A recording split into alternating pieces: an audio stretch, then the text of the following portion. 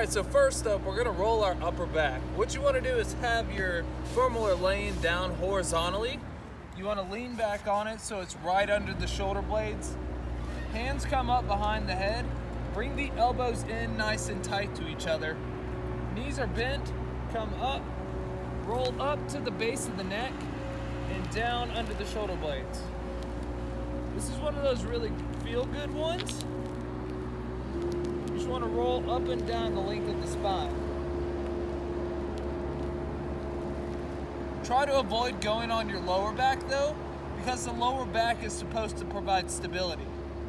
Next up, what I want you to do is we're going to do some thoracic spine extensions. So you set up the same way as you did before, but the hands come up this time. And I want you to have the foam roller up under the shoulder blades, lean back, and come back up. So notice how I'm trying to keep my ribs down to the ground, keep that core engaged, lean back, and come back up. It's a relatively small movement when you're doing it, but your upper back is supposed to have a little bit of extension to it, so that's what we're really trying to work on.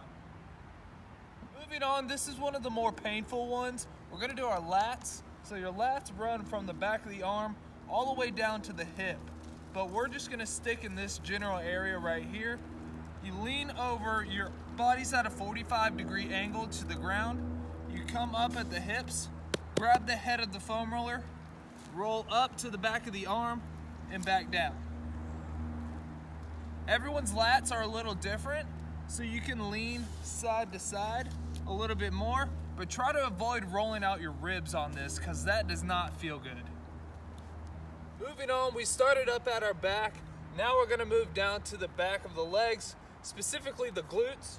What you wanna do is sit up on top of the foam roller, cross one leg over. Okay, so our leg is crossed right here. We have a good 90-degree angle bend at the knee. You wanna lean to that side of the leg that's crossed over and roll. This is right at that upper glute. If this area gets tight, that's one of the areas that typically tends to cause lower back pain. So it's important to roll this out, get it nice and loose. And what you do on one side, you wanna do the same thing on the other.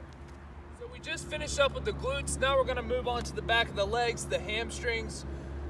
You're already in that seated position. What you do is put your arms behind you, roll back, keep the legs straight. We're going down to the back of the knees and then back up to the bottom of the glutes. Now I'm doing it with two legs, but if you want to feel a little more pressure, you can cross one leg over and you can do single leg.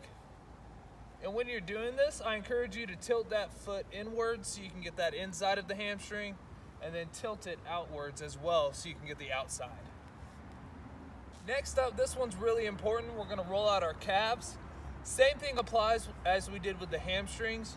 You can start out doing both legs at the same time. If you wanna feel it a little bit more, you cross that leg over.